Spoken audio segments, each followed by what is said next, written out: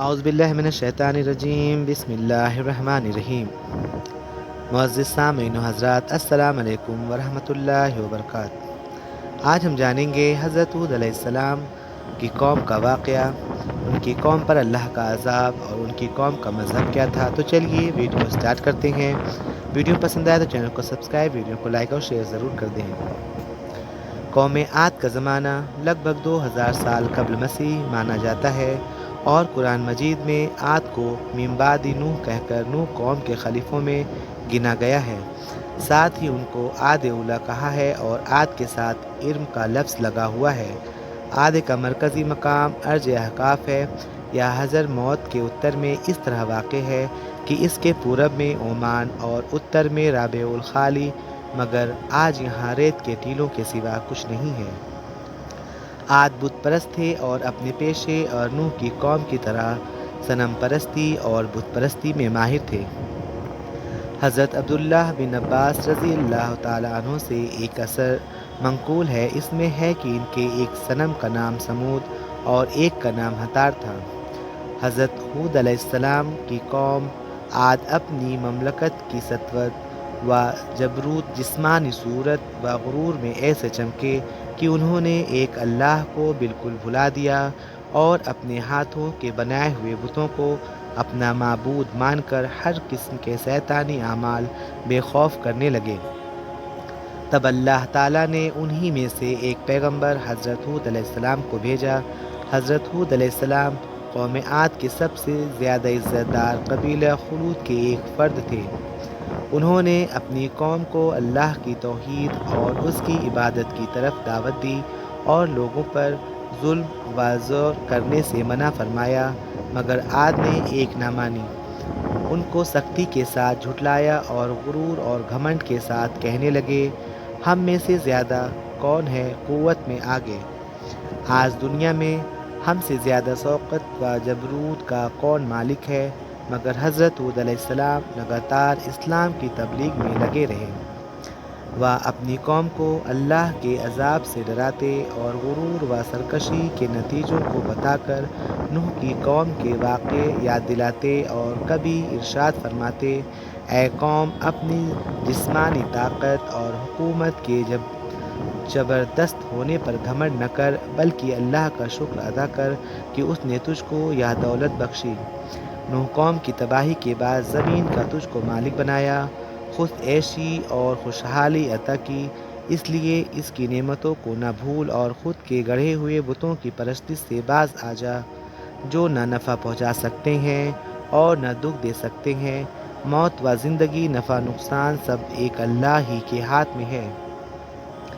اے قوم کے لوگوں، مانا کہ تم سرکشی اور اس کی نافرمانی میں مبتلا رہے ہو، مگر آج بھی اگر توبہ کر لو اور آج بھی باز آ جاؤ تو اس کی رحمت پھیلی ہوئی ہے اور توبہ کا دروازہ بند نہیں ہوا ہے۔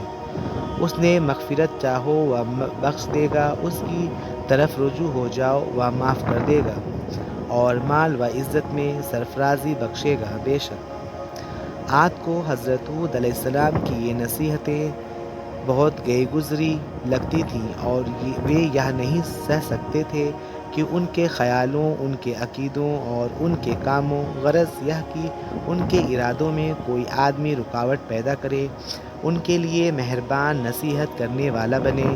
اس لیے اب انہوں نے یہ رویہ اپنایا کہ حضرت ہود علیہ السلام کا مذاق اڑایا، ان کو بے وقوف سمجھا اور ان کی معصومیت بھری حق والی سچائی کی تمام یقینی دلیلوں اور مثالوں کو جھٹلانا شروع کر دیا، اور کہنے لگے، اے ہود، تو ہمارے پاس ایک دلیل بھی نہ لایا، اور تیرے کہنے پہ ہم اپنے خداؤں کو چھوڑنے والے نہیں اور نہ ہم تم پر ایمان لانے والے ہیں۔ ہود، اور ہم اس ڈھونگ میں آنے والے نہیں کہ تم کو خدا کا رسول مان لیں اور اپنے خداؤں کی عبادت چھوڑ کر یا یقین کر لیں کہ وہ بڑے خدا کے سامنے ہمارے سفارش نہیں ہوں گے۔ حضرت ہود علیہ السلام نے ان سے کہا کہ نہ میں بے وقوف ہوں نہ پاگل، بلا شبہ اللہ کا رسول اور پیغمبر ہوں۔ اللہ اپنے بندوں کی ہدایت کے لیے بے وقوف کو منتخب نہیں کیا کرتا کہ اس کا نقصان اس کے نفع سے بڑھ جائے اور ہدایت کی جگہ گمراہی آ جائے۔ وہ اس زوردار خدمت کے لیے اپنے بندوں میں ایسے آدمی کو چنتا ہے جو اس طرح سے اس کا اہل ہو اور حق کی اصل خدمت کو خوشی کے ساتھ انجام دے سکے۔ اور اللہ خوب جاننے والا ہے کہ رسالت کے اپنے منصب کو کس جگہ رکھے، مگر قوم کی سرکشی اور مخالفت بڑھتی رہی اور ان پر سورج سے زیادہ روشن دلیلوں اور نصیحتوں کا ذرا بھی اثر نہ پڑا، اور حضرت ہود علیہ السلام کو ذلیل کرنے اور جھٹلانے پر اور زیادہ اتر آئے اور مجنون اور بختی کہہ کر اور زیادہ مذاق اڑانے لگے اور کہنے لگے، اے ہود، سب سے تم نے ہمارے بتوں کو برا کہنا اور ہم کو ان کی عبادت نہ کرنے پر ابھارنا شروع کیا ہے۔ ہم دیکھتے ہیں کہ اس وقت سے تیرا حال خراب ہو گیا ہے اور ہمارے خداؤں کے بددعا سے تو پاگل اور مجنون ہو گیا ہے، تو اب ہم اس کے علاوہ تجھ کو اور کیا سمجھیں؟ ان کی اس گستاخی بھری جرات اور ہمت سے یہ خیال ہو چلا تھا کہ اب کوئی آدمی ہود علیہ السلام کی طرف دھیان نہ دے گا اور ان کی باتوں کو توجہ سے نہ سنے گا۔ حضرت ہود علیہ السلام نے یہ سب کچھ نہایت صبر اور جب سے سنا، پھر ان سے یوں بولے، میں اللہ اور تم سب کو گواہ مان کر سب سے پہلے یہ اعلان کرتا ہوں کہ میں اس عقیدے سے بالکل الگ ہوں کہ ان بتوں میں نہ یہ قدرت ہے کہ مجھ کو یا کسی کو کسی قسم کی بھی کوئی برائی پہنچا سکتے ہیں۔ اس کے بعد تم کو اور تمہارے ان جھوٹے معبودوں کو چیلنج کرتا ہوں کہ اگر ان میں ایسی قدرت ہے تو وہ مجھ کو نقصان پہنچا دے، میں جلدی سے کوئی قدم اٹھائے۔ میں اپنے اللہ کے فضل و کرم سے عقل رکھنے والا اور سوجھ بوجھ رکھنے والا ہوں، سوچنے سمجھنے کا مالک ہوں اور حکمت اور دانائی کا حامل۔ میں تو صرف اپنے اللہ پر ہی بھروسہ کرتا ہوں اور اسی پر پورا یقین رکھتا ہوں، جس کے قبضے و قدرت میں کائنات کے تمام جانداروں کی پریشانیاں ہیں، جو زندگی اور موت کا مالک ہے۔ وہ ضرور میری مدد کرے گا اور ہر نقصان پہنچانے والے کے نقصان سے بچائے رکھے گا۔ آخر حضرت ہود علیہ السلام نے اس کی لگاتار بغاوت اور سرکشی کے خلاف یہ اعلان کر دیا کہ اگر قوم عاد کا یہی رویہ رہا اور حق سے پلٹنے اور منہ پھیرنے کی روش میں انہوں نے کوئی تبدیلی نہ کی اور میری نصیحتوں پر دل سے یقین نہ کیا، تو میں اگرچہ اپنی ڈالی ذمہ داریوں کے لیے ہر وقت چست اور ہمت رکھنے والا ہوں، مگر ان کے لیے ہلاکت یقینی ہے۔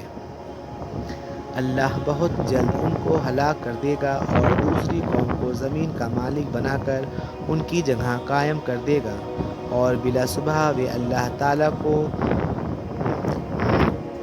ذرہ برابر بھی نقصان نہیں پہنچا سکتے۔ وہ تو ہر چیز پر قدرت رکھنے والا اور ہر چیز کی حفاظت کرنے والا اور نگہبان ہے، اور پوری کائنات اس کی قدرت کی مٹھی میں ہے۔ اے قوم، اب بھی سمجھ اور عقل و ہوش سے کام لے۔ نوح علیہ السلام کی قوم کے حالات سے عبرت حاصل کر اور اللہ کے پیغام کے سامنے سر نیاز جھکا دے، ورنہ قضا و قدر کا ہاتھ ظاہر ہو چکا ہے اور بہت قریب ہے۔ وہ زمانہ کہ تیرا یہ سارا غرور و گھمنڈ خاک میں ملنے جائے گا اور اس وقت شرمندگی سے بھی کوئی فائدہ نہ ہوگا۔ حضرت ہود علیہ السلام نے بار بار ان کو بھی یہ باور کرایا کہ میں تمہارا دشمن نہیں ہوں، دوست ہوں۔ تم سے سونا چاندی اور تخت و تاج کی طلب نہیں کرتا ہوں، بلکہ تمہاری فلاح و نجات چاہتا ہوں۔ میں اللہ تعالیٰ کے پیغام کے بارے میں خیانت کرنے والا نہیں بلکہ امین ہوں۔ وہی کرتا ہوں جو مجھ سے کہا جاتا ہے، جو کچھ کہتا ہوں قوم کی سعادت اور حال و مال کی بھلائی کے لیے کہتا ہوں، بلکہ دائمی و سرمجی نجات کے لیے کہتا ہوں۔ تم کو اپنی ہی قوم کے ایک انسان پر اللہ کے پیغام نازل ہونے سے اچنبھا نہیں ہونا چاہیے، کیونکہ یہ پرانے زمانے سے اللہ کی جاری و ساری سنت ہے کہ انسانوں کی ہدایت و سعادت کے لیے انہی میں سے ایک آدمی کو چن لیتا ہے اور اپنا رسول بنا کر اس کو خطاب کرتا ہے اور اپنی مرضی اور نامرضی سے اس کو معرفت اپنے بندوں کو اطلاع کرتا رہتا ہے۔ اور فطرت کا تقاضا بھی تو یہی ہے کہ کسی قوم کی رشد و ہدایت کے لیے ایسے آدمی ہی کو چنا جائے جو بول چال میں انہی کی طرح ہوں، ان کے اخلاق اور عادتوں کا جانکار ہو، ان کی خصوصی باتوں سے آشنا اور انہی کے ساتھ زندگی گزارتا رہا ہو کہ اسی سے قوم مانوس ہو سکتی ہے اور وہی اس کا صحیح ہادی بن سکتا ہے۔ عاد نے جب یہ سنا تو وہ عجیب حیرت میں پڑ گئے۔ ان کی سمجھ میں نہ آیا کہ ایک اللہ کی عبادت کا مطلب کیا ہے۔ وہ غم و غصے میں آ گئے کہ کس طرح ہم باپ دادا کو اصنام پرستی یعنی مورتی پوجا کو چھوڑ دیں۔ یہ تو ہماری اور ہمارے باپ دادا کی سخت توہین ہے۔ ان کا غیظ و غضب بھڑک اٹھا کہ ان کو کافر اور مشرک کیوں کہا جاتا ہے، جبکہ وہ بتوں کو اللہ تعالیٰ کے سمان اپنی شفاعت کرنے والا مانتے ہیں۔ نعوذ باللہ، ان کے نزدیک خود کی بات مان لینے میں ان کی معبودوں اور بزرگوں کی توہین تھی اور انہیں حقیر سمجھا جا رہا تھا جن کو وہ بڑے خدا کے دربار میں اپنا وسیلہ اور شفیع مانتے تھے، اور اسی کو ان تصویروں اور مورتیوں کے لیے پوجتے تھے کہ وہ خوش ہو کر ہماری سفارش کریں گے اور اللہ کے عذاب سے نجات دلائیں گے۔ آخر وہ شعلے کی طرح بھڑک اٹھے اور حضرت ہود علیہ السلام سے بگڑ کر کہنے لگے، تو نے ہم کو اپنے خدا کے عذاب کی دھمکی دی اور ہم کو اس سے یہ کہہ کر ڈرایا کہ میں تمہارے اوپر بڑے دن کے عذاب کے آنے سے ڈرتا ہوں کہ تم کہیں ہلاک نہ کر دیے جاؤ۔ تو اے ہود، اب ہم سے تیری روز روز کی نصیحتیں سنی نہیں جاتی، ہم ایسی نصیحت کرنے والے مہربان سے باز آئے۔ اگر تو واقعی اپنے قول میں سچا ہے تو وہ عذاب جلد لے آ کہ ہمارا تیرا قصہ صاف ہو، پس لا تو ہمارے پاس اس چیزوں کو جس کا تو ہم سے وعدہ کرتا ہے، اگر تو واقعی سچوں میں سے ہے۔ حضرت ہود علیہ السلام نے جواب دیا کہ اگر میں خلوص اور میری سچائی والی نصیحتوں کا یہی جواب ہے تو بسم اللہ، اور تم کو عذاب کا اگر اتنا ہی شوق ہے تو وہ بھی کچھ دور نہیں، بلا صبح تمہارے پالنہار کی اور سے تم پر عذاب و غضب آ پہنچے گا۔ کیا تم مجھ سے ان من گھڑت ناموں کے بارے میں جھگڑتے ہو جن کو تم نے اور تمہارے باپ دادوں نے گڑھ لیا ہے کہ جس کے بارے میں تمہارے پاس خدا کی کوئی حجت نہیں؟ بس اب تم اللہ کے عذاب کا انتظار کرو، میں بھی تمہارے ساتھ انتظار کرتا ہوں۔ خود کی قوم پر عذاب، آخر اللہ کا وعدہ آ پہنچا اور غیرت حرکت میں آئی اور اللہ کے عذاب نے سب سے خشکسالی کی شکل اختیار کی۔ آج سخت گھبرائے ہوئے، پریشان ہوئے اور تنگ دکھائی پڑنے لگے تو حضرت ہود علیہ السلام کو ہمدردی کے جوش نے اکسایا اور مایوسی کے بعد پھر ان کو ایک بار سمجھایا کہ حق کا راستہ اختیار کر لو، میری نصیحتوں پر ایمان لے آؤ، یہی نجات کی راہ ہے، دنیا میں بھی اور آخرت میں بھی، ورنہ پچھتاؤ گے۔ لیکن بدبخت اور بدنصیب قوم پر کوئی اثر نہ ہوا بلکہ دشمنی ہو گئی۔ تب ہولناک عذاب نے ان کو آ گھیرا۔ 8 دن اور 7 راتیں برقرار تیز و تند ہوا کے طوفان اٹھے اور ان کو اور ان کی آبادی کو تہوبالا کر کے رکھ دیا۔